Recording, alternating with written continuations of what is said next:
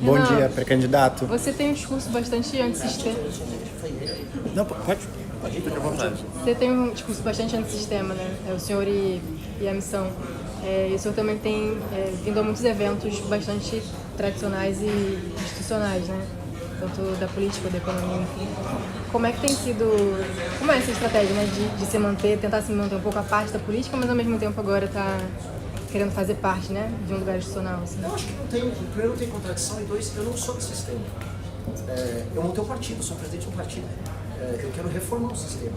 E se eu quero reformar o sistema e não dar um golpe de Estado, eu tenho que passar por todas as vias institucionais possíveis. Porque eu não posso alterar minha alma nisso. Se eu manter a minha alma viva, a alma do mesmo militante que caminhou a pé até Brasília para fazer o impeachment da Dilma, eu não vou ser alterado pelos defeitos que o processo tem.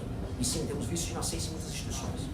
Pré-candidato, como dentro de uma estratégia que o senhor critica muito o Flávio Bolsonaro, como atrair o voto do eleitor dele? Eu falo na verdade para o eleitor dele.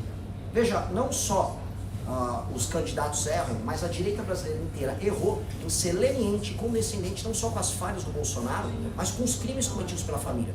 Se você perguntar para todo mundo no Partido Novo, todos eles sabem que a família Bolsonaro cometia crimes e que era composta por homens muito falhos. Primeiro com falhas cognitivas, mas depois com falhas de caráter.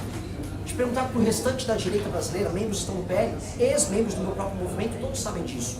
Mas eles ficavam quietos porque queriam usufruir do lucro político. Nós adotamos o caminho de apontar, isso está errado. E hoje, com o derretimento deles, eu vou instruir o eleitor a falar, olha, nós estávamos avisando há muito tempo. Talvez tenha jogado a pedra no mensageiro, que éramos nós, estava errado nesse processo. Mas agora aqui está o teu caminho que você pode enfrentar o Lula sem ser chamado de volta de ladrão. Pré-candidato, por gentileza. As notícias recentes envolvendo o pré-candidato Flávio Bolsonaro com Daniel Porcaro mudam de alguma forma o jogo eleitoral e como é que o senhor vê essa relação, por favor? Mudam, especialmente no eleitorado mais jovem que quer construir um país, ele já passou a entender que o voto útil num candidato, ou pré-candidato como se colocou, envolvido no mesmo escândalo que estava sendo denunciado, o envolvimento até de ministros do STF, do próprio petismo, torna ele inviável. Esse voto útil passou. Então a gente vai começar a ver apenas a manutenção de certo eleitorado que, enfim, já foi enganado pelos Bolsonaro por anos, especialmente os nossos avós, que ainda caem naquelas mentiras. Só que boa parte do eleitorado que trabalha, que está no meio da rua, que é assaltado, esse eleitorado ele está falando, não, eu preciso de um caminho novo. E aí nós vamos conversar. Como é que o senhor vê essa relação entre eles, entre tudo isso que foi comunicado?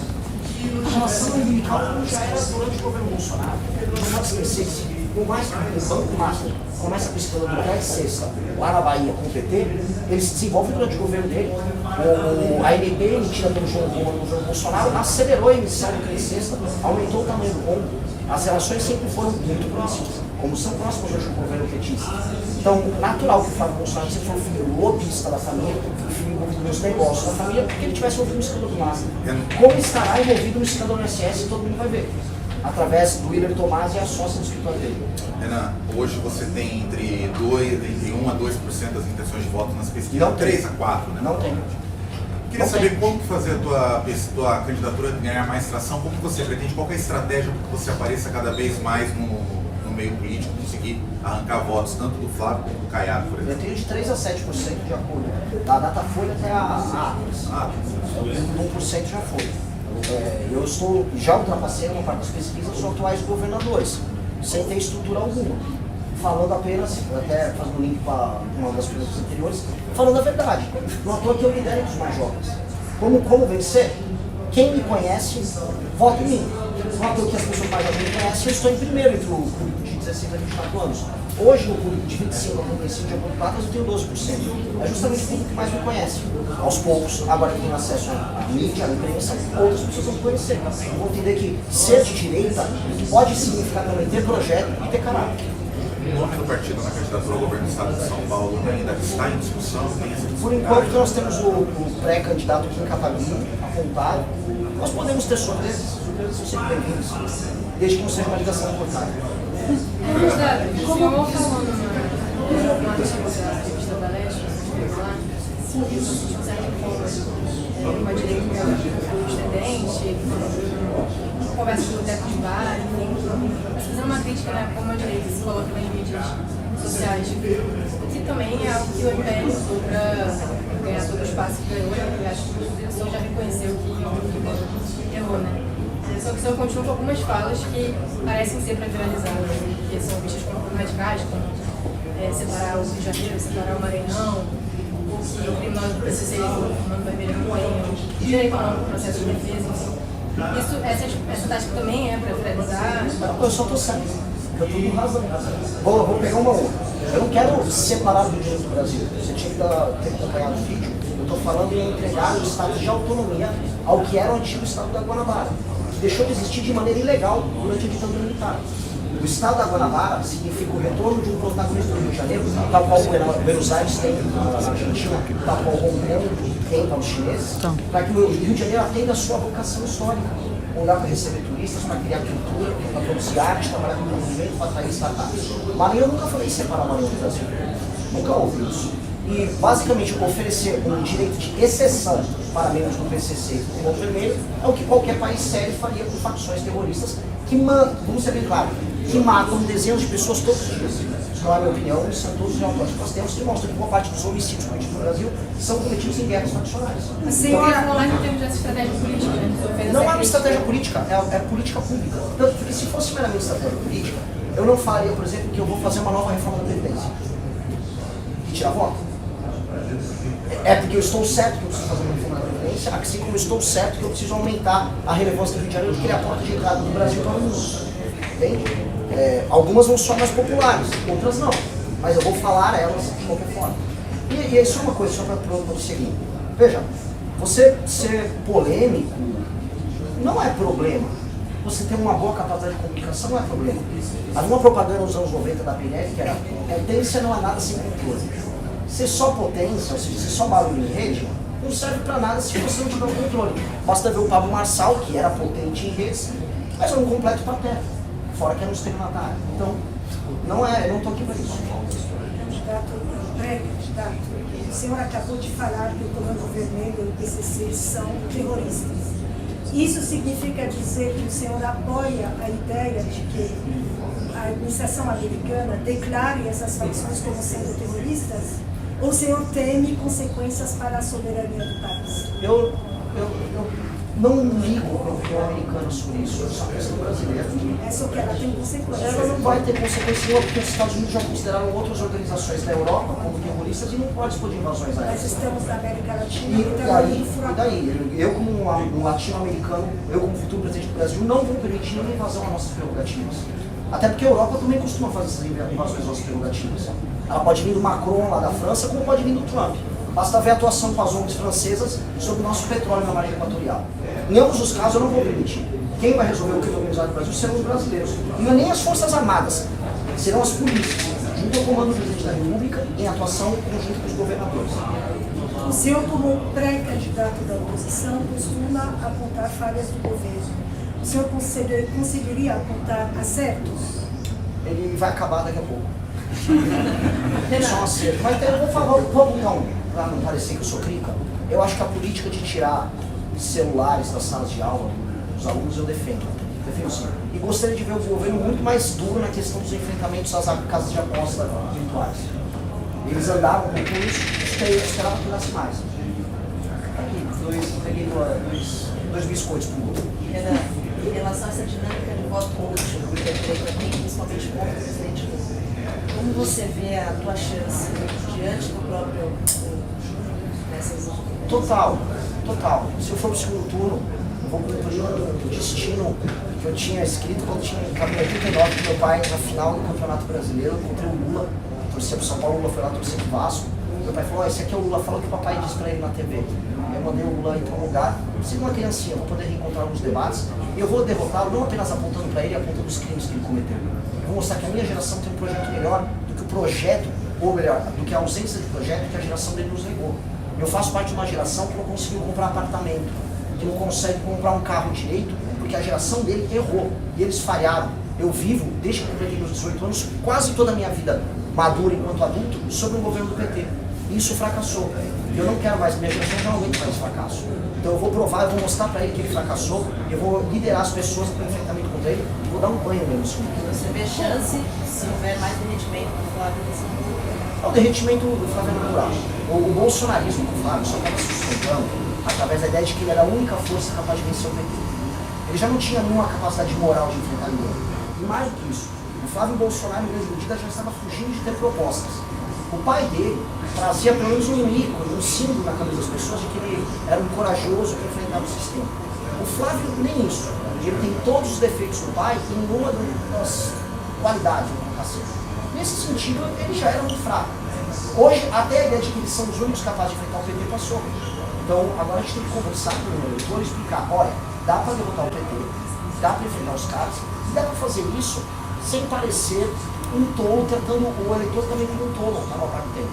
O eleitor de direita foi enganado por muita propaganda PT para ser eleitor de direita, é muito vai para frente de quartel do que daqui 72 horas a gente resolve.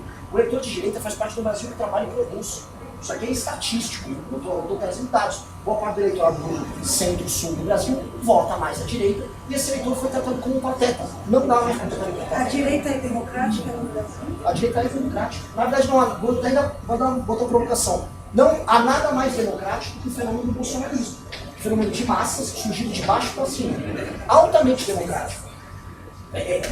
O bolsonarismo, inclusive, é consequência da democracia brasileira. Não, é uma tentativa de golpe. Houve, dito isso, óbvio que houve. Nunca neguei. E acho que tem que haver punição dos envolvidos.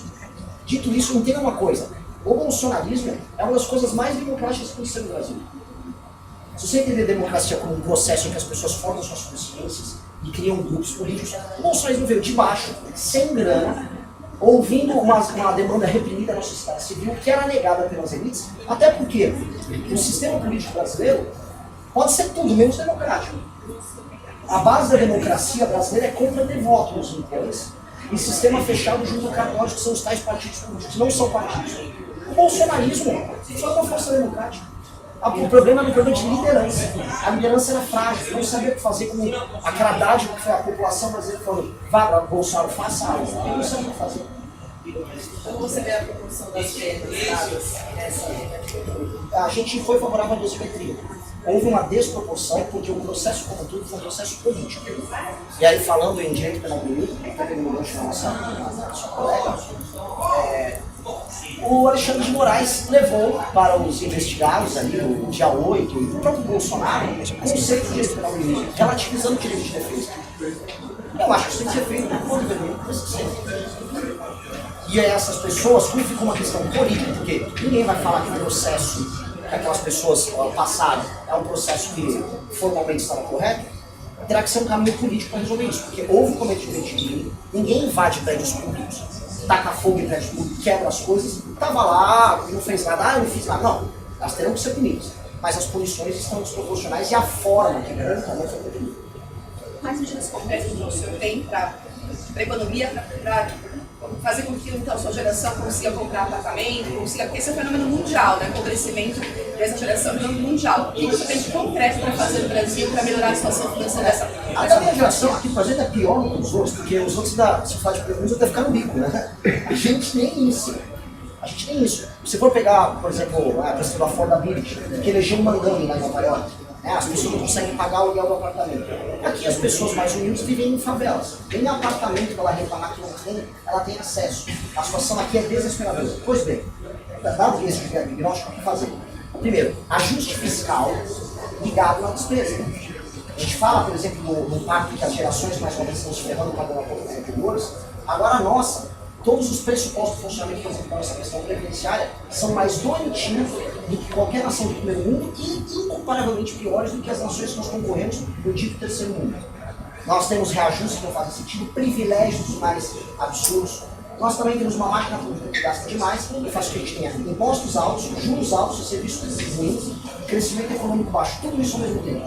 Com a reforma fiscal na despesa, os juros igual, a relação dívida-pública, então, portanto, posso diminuir os juros, posso cortar impostos, posso ter um momento de crescimento, e aí eu faço uma outra coisa que são as reformas de competitividade, que envolvem infraestrutura, que envolvem energia, que envolvem facilidade para contratar e demitir uma pessoa, assim como facilidade para você abrir e fechar uma empresa. Ao trabalhar esse aumento de competitividade com um ajuste fiscal, o que a gente passa a ter, finalmente, uma possibilidade de crescimento que vai atingir diretamente essas gerações. E isso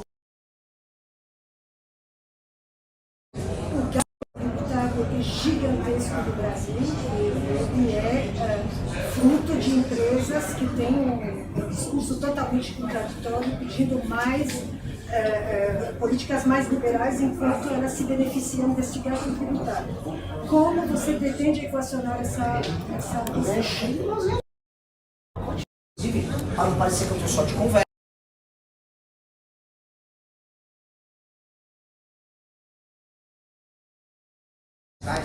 Só uma empresa, que é a Honda, para dar nome aos bois, lá na Zona Franca de Manaus, tem a renúncia de 16 bilhões. Se a gente for pegar setores inteiros, a gente está falando, vamos dizer, de um processo gerador de privilégios gigantesco. Então nós vamos ter que atacar isso. Aí é um problema atacar. E este enfrentamento tem que ser feito de uma maneira madura, para não ser matar a criança no processo. Vai ter que manter a economia funcionando, mas entendendo que não vai dar para algumas empresas terem renúncias fiscais absurdas, malandragens fiscais de toda sorte, acordos feitos por determinados governadores políticos, criando, vamos dizer, mercados artificiais. Por exemplo, no setor artificial, no setor automotivo no Brasil. Aliás, fica a crítica também, já estou no fórum empresarial, fica a crítica também ao pessoal, por exemplo, de boa parte dos setores que ficam só lutando para se proteger, mas não investem, por exemplo, na formação de lideranças políticas que defendem essa agenda de competitividade. O setor automotivo, o mais óbvio, porque eu trabalhei com a galera do setor automotivo, só tem, eu conheço bem os detalhes, não lutaram em nada para passar reforma trabalhista, para ter uma agenda fiscalista que liberasse a questão de infraestrutura, ou fizeram nada, só queriam proteção, agora quebraram.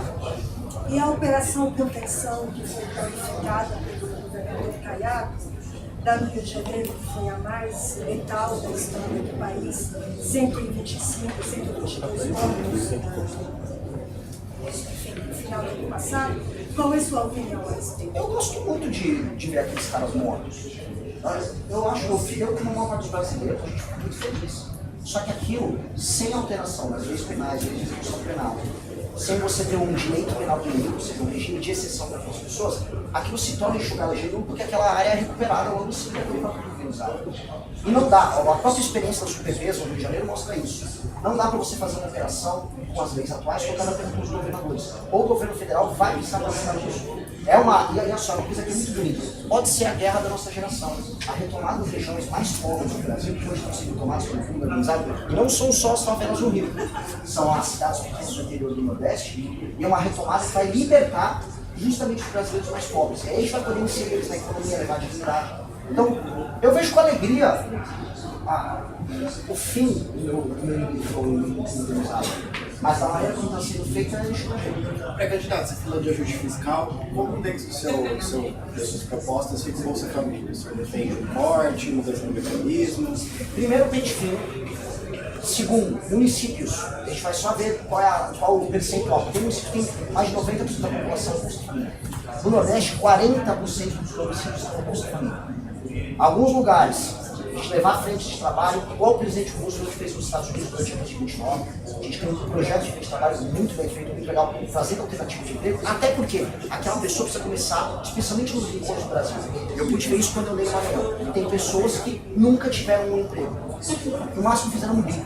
Pessoas já com 30 anos que não entenderam que ia ter um emprego regular. Precisa começar a fazer isso. E, paralelamente, nós precisamos levar desenvolvimento econômico para as pequenas cidades do interior do Brasil, especialmente na região Nordeste, onde tem uma grande massa populacional. A gente precisa levar emprego, geração de renda para esses caras, isso envolve desde zonas econômicas especiais, até permitir que o agro organizado chegue. Porque o exemplo do Mato Piba está muito claro. Onde o agro organizado chega, em questão de 10 anos, tem uma mudança total na dinâmica econômica e política.